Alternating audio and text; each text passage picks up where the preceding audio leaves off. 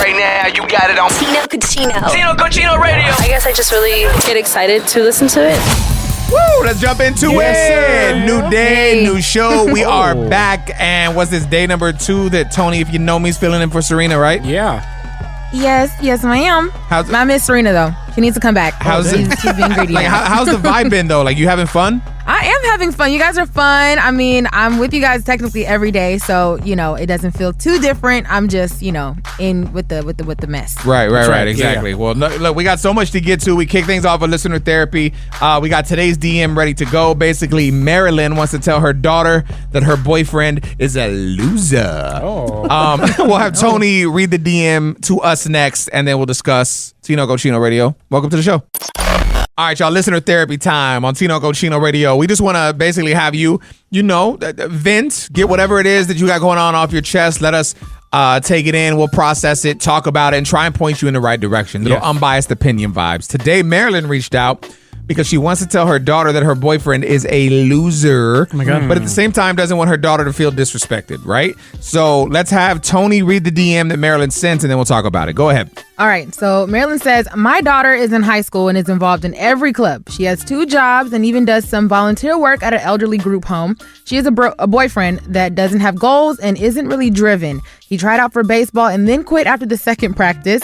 I want to tell my daughter that he probably isn't the best choice for her and that he's going to drag her down. But how can I do that without her rebelling? She's going to rebel because that's just what it is. Like, I mean, we're talking a teenage, not even just daughter, a teenager in general. Yeah. This is the time to learn. And whenever people tell them don't do it, they're going to do it. And so if you do that immediately, she's going to do opposite of what you say. I say you already know it's not going to work out. They never do at this age. So you just let her go through it. I mean, right, Toni?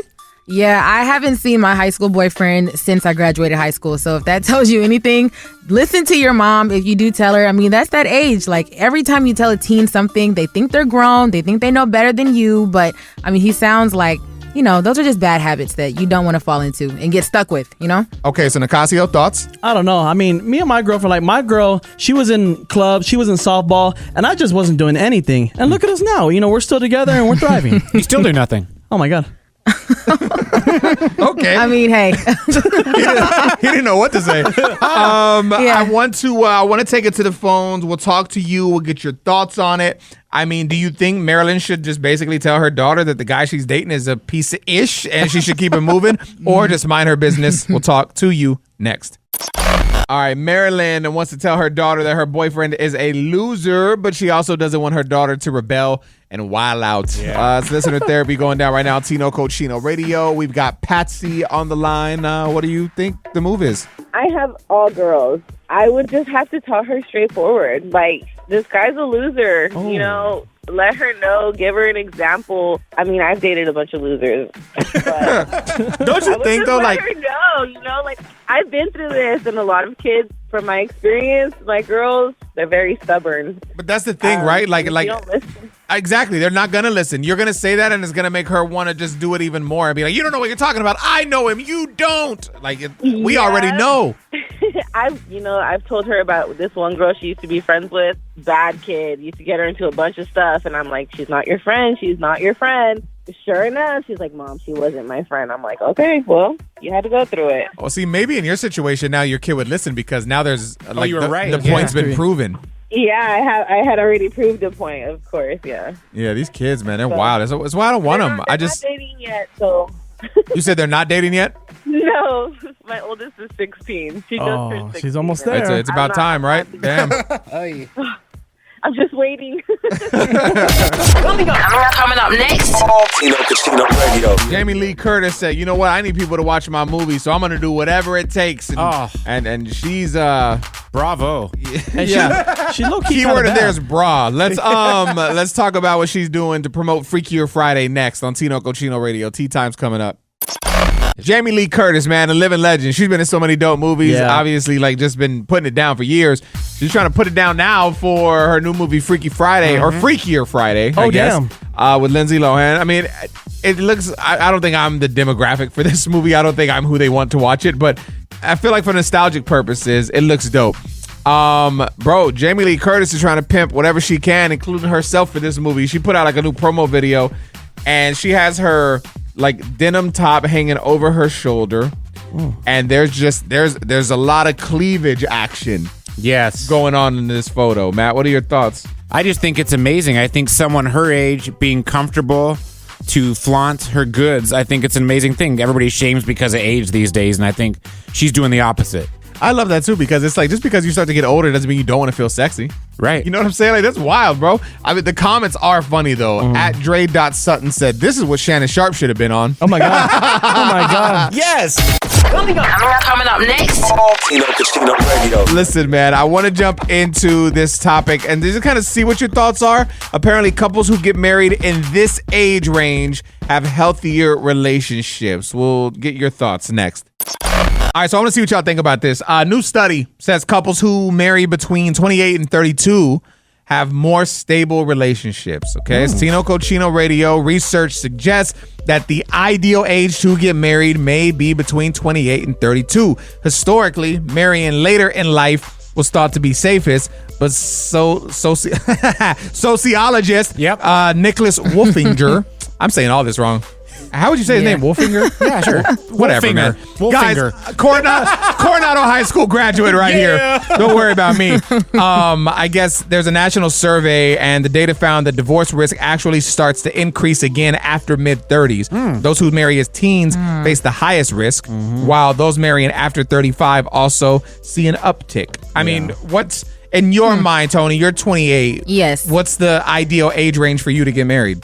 I feel like in a couple of years I'll be ready. Like, I'm still not done like having fun. What does just that mean? being, like, I mean, it can mean anything. It just means like thinking for myself only. Like, I don't think I'm ready to like consider someone else all the time yet. And I feel like that's usually what causes a lot of people to like break up, is they don't want to be considered of someone else. So it's like, if I take a little bit more time, I'll be even more ready when the time does come. But I definitely wasn't ready 3 years ago. That's very mature of you. Yeah. And the way you're thinking. Now, here's the real question. Would you go on Love Island? Yes. I feel like you'd be great on this show. I've auditioned twice. Oh, So, damn. Oh, my I'm waiting for God. them to call me. I'm waiting for them to call me. Okay, so let's go to Nicasio real quick. This study says 28 and 32, right? That's the age range. You are now 34. Yeah. So you're past this. True. So is your relationship doomed? No, when you read it, it said that if it's after 32, then it's like a little safer. Like it's better. It starts to uptick as you get older. I know, but it's just like Divorce. Well, you don't know because you're saying it wrong. or you just don't get married at all, and then everything's good. You know, there can't be a divorce if you don't get married. Wow. Is that a gem? That's not a gem. No, because there could be a breakup. Yeah, I know. Yeah. I don't know. I don't know what to tell you guys. I'm not getting married for the 50th time.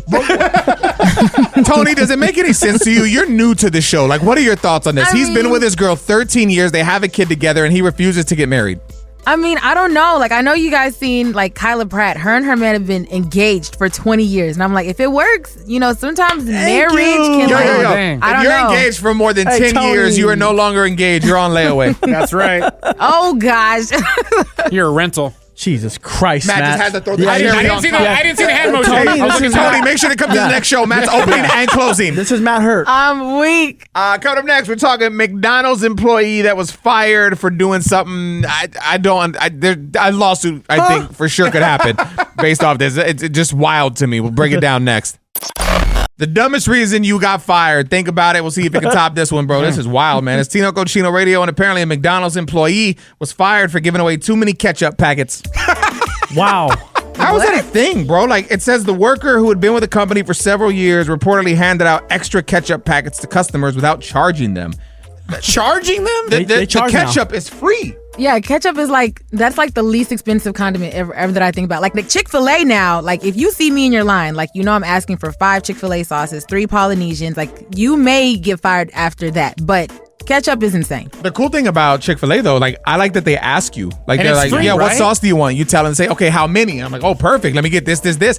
I've never had bad customer service at Chick-fil-A in my life. Same. Actually, so I've actually had a couple people who don't say my pleasure, and like you kind of notice it. You're like, wait, are you okay? Are you having a bad day? Yeah, check 'em. But I don't know. I got fired once. I used to wait tables at the Olive Garden, lovely establishment.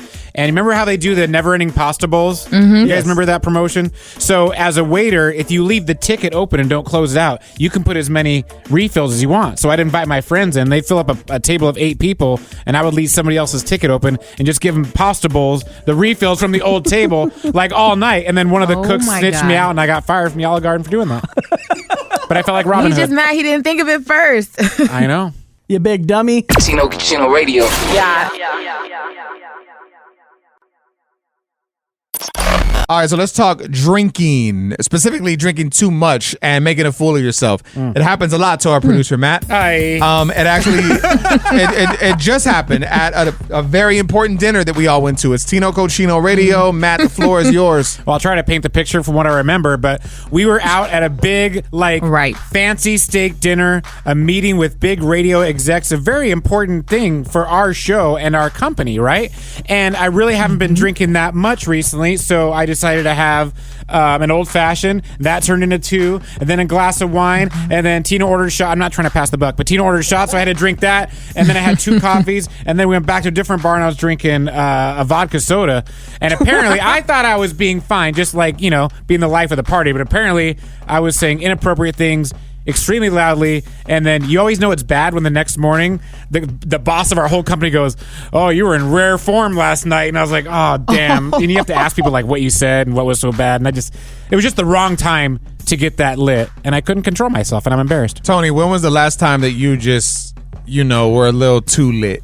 I really don't remember, because I think the last time I was like the last time I was, because I swore to myself, you cannot do that again. Because I was like, I don't even remember. I probably was like asleep, like in the car or something. Like I think my friends had to leave me to go back to the party. Like I was tore up, but like I try to keep it very cutesy. Let me ask you a better question. Why do you think Matt can't learn from you? Why does he continue to make a fool of himself?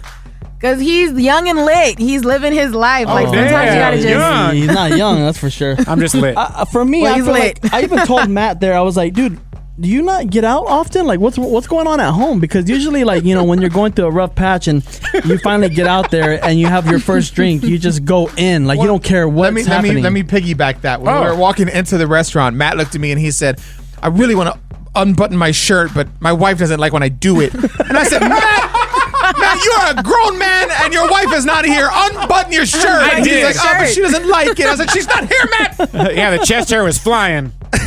Oh my God. I am dead. I wanna go to the phones. I wanna talk to you so Matt doesn't feel alone. When is the time that you drank a little bit too much and made yourself look dummy? We'll talk to you next.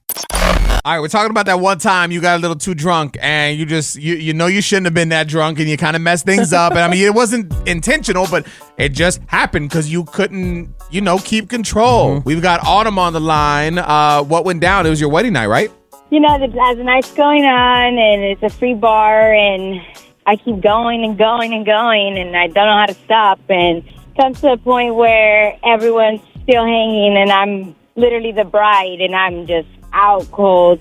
Came where I didn't even get to eat any of the food that was served. My hotel that I got to sleep in, we didn't even make it to the hotel. We slept at my grandfather's house, and it was just a home, and I just regretted everything. When I woke up, I just didn't know what happened, where I was, and so much regrets. It sucks because it's like, especially such an important day, right? To not not be able to remember any of that. It's just like, ugh. My gosh. And everyone told me that. Make sure you don't get so drunk because you want to remember everything. And I don't remember anything. You didn't have to say I do, right? She wanted to get married. She didn't regret that part. Hey, if only I could say that now. I'm just kidding. What, to the marriage? No. Oh my God. No. I'm confused right now. To the drinks or the marriage? Coming up next.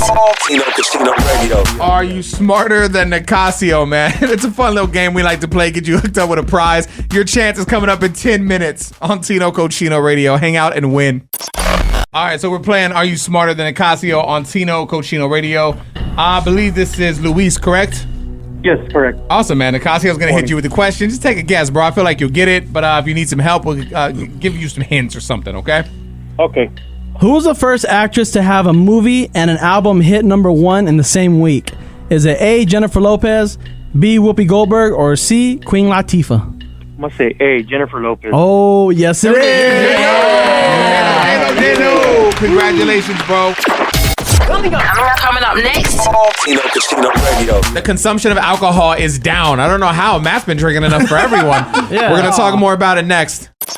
This is kind of wild, man. Alcohol consumption in the U.S. has dropped to 54%. Its lowest level in 90 years, Oh my man. God. It's Tino Cochino Radio. Yeah, this is crazy, man. This is all according to a new poll. It just came out. It says 50% of U.S. adults now say they drink alcohol, which is down from 62% in 2023 and 58% last year. The decline marks the steepest 2-year drop in decades and pushes the rate to its lowest since they started tracking drinking habits in 1939. Oh my God. It says the poll suggests that the shift is being driven largely by rising health concerns. More than half of Americans, 53%, now believe even moderate drinking is bad for their health, up sharply from 45% a year ago. That growing caution appears to be translating into less frequent and lighter consumption. Only 24% of respondents said they had an alcoholic drink in the past 24 hours. 40% said that they have not had a drink in over a week. And average weekly intake has dropped to 2.5 drinks, which is the lowest figure recorded since 1996. Tony, do you drink a lot? Not a lot. Well, what's considered a lot? Because Like, do you drink I at don't home? drink like every day. No, not really. I drink when I'm out. I'm a social drinker for sure, but I don't like buy wine or like alcohol often. Like I only drink when I'm out. I'm the same way. Like I have alcohol at home, but I never drink it. Like I have enough alcohol at my house. If people came over, I could throw a party. Yeah, like I've seen your I alcohol. stay stocked, and I don't even know why because I don't have anyone over. But I have so much alcohol in my house, but I never sit there and drink. But like you said, I love to be a social drinker. I love to be out and catch a Yeah. little vibe and have the drink in my hand. Yeah, And yeah, I don't know, yeah. something about if that. we're doing feels shots, good. I'm doing shots. Yeah. Okay, I'm the same way. Like, I mean, Nicasio's never been a big drinker. I've known you like 10 years and maybe one drink at dinner. Yeah, one drink, and then maybe if we're turning up, then I'll probably have like 3 or 4, and then a couple shots, and then I'm done. But I always felt like if you're drinking at home, like if you literally go to your kitchen and get a cup and put some ice in there, and you whip up a drink right there, it's just like, man, Oh, that's the best. You kind of have a little problem. Matt, Yeah, I feel like there's layers. Yeah. Matt has slowed down on his drinking, but even as you have. talked about it, I saw him salivating.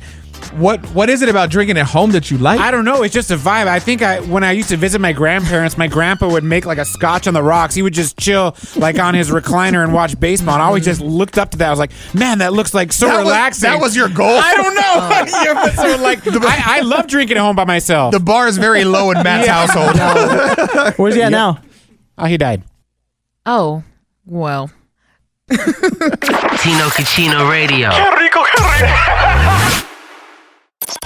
So marriage apparently has 6 phases, and most couples quit at phase 3.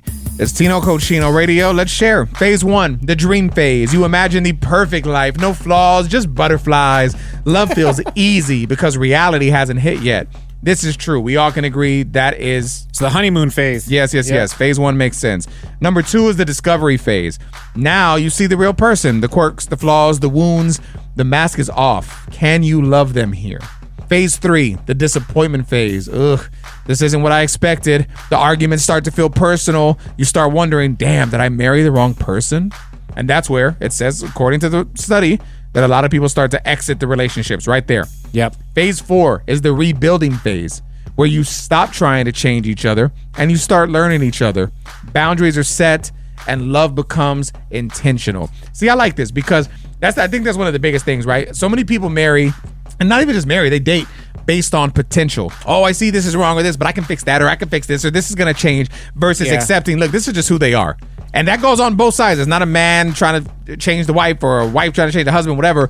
This is for both people. At the end of the day, you have to understand who your partner is and accept them for it. Yeah. And like in phase 4, it says rebuild because things got kind of rocky. But that makes sense. Number 5 is the deep love phase. You've seen each other at your worst and you still stayed. There's peace, there's passion, and companionship. And then phase 6, the final phase, is the legacy phase. You become role models without even realizing. Your love inspires others. You've built something that outlives feelings. Hey, I like that a lot. I don't know if I'll get to 6. Why? I mean, I feel like we're in the deep love phase, You know what I mean? We've Still? accepted each other. We've gone through our tough times. I mean, we still go to counseling. That's more like just a life coach. But the legacy phase, I mean, I feel like we're still working on that. I want to be a good role model to my kids, and I feel like... I personally don't think that I mean, who am I to talk? I'm going through a divorce, but I feel like the legacy phase, just based on seeing it, reading it, I think that happens once the kids are out of the picture. Okay, good. I think that's once the kids are gone and now it's just you and your partner focused on each other again. That's where your love can thrive. Yes. I think. I don't know. And remember, like, always have it in your mind why you fell in love with that person in the first place when things get hard, I think. Because then if you forget about it, you're only going to be focused on the now and you'll be like, I hate this person. But you got to remember what drew you to them originally. Now that you've heard the phases, I'm curious to see which one you're in. Which one did you stop at? Do you regret it? Do you have a phase that we didn't cover? I'm just curious, man. Shoot me a DM. Instagram is @TinoCochino. Coming up next, I want to talk ghostlighting. Not gaslighting, but ghostlighting, a new toxic dating trend. Don't move. All right, let's talk ghostlighting. First of all, I'm sick of gaslighting. A lot of y'all use the term, don't even know what the hell it means. But ghostlighting is a new toxic trend that people, I guess are now starting to do or talk about. It's Tino Cochino Radio.